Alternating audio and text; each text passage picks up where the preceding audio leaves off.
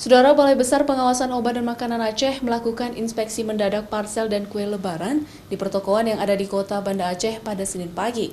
Hampir semua jenis makanan yang diparselkan sudah memiliki izin edar, namun ada beberapa produk makanan yang sudah mendekati tanggal kadaluarsa, sehingga BBPOM meminta pedagang untuk mengganti dengan produk yang memiliki tanggal kadaluarsa lebih lama.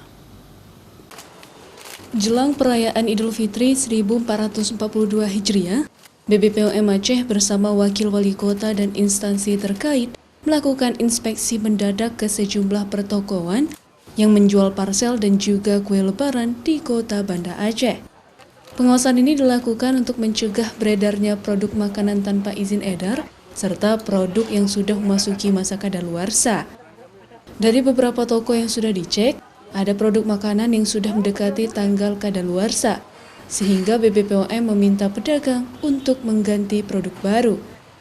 Adapun target pengawasan makanan dilakukan untuk melihat pangan olahan tanpa izin edar, produk kadaluarsa dan rusak seperti kaleng berkarat atau penyok, serta kelayakan sarana pangan yang sesuai dengan standar BBPOM Aceh.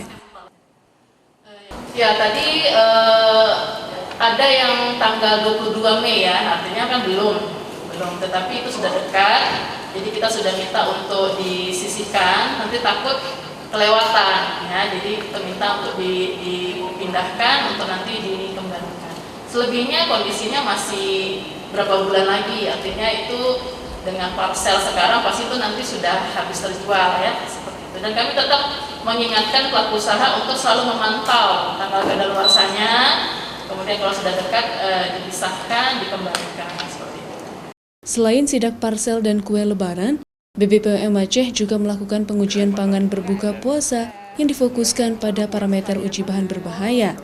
Sementara itu, beberapa jenis pangan yang ditemukan tidak memiliki izin edar, yaitu permen Hex dari Malaysia dan teh hijau dari Thailand. BBPOM Aceh menghimbau kepada masyarakat agar cerdas memilih pangan yang aman dengan cara mengecek kemasan, label, izin edar, dan tanggal kadaluarsa sebelum membeli pangan-pangan olahan. Selain itu, pedagang juga dihimbau untuk patuh terhadap perundang-undangan dalam menjalankan usahanya. Nova Misdayanti, Kompas TV, Banda Aceh.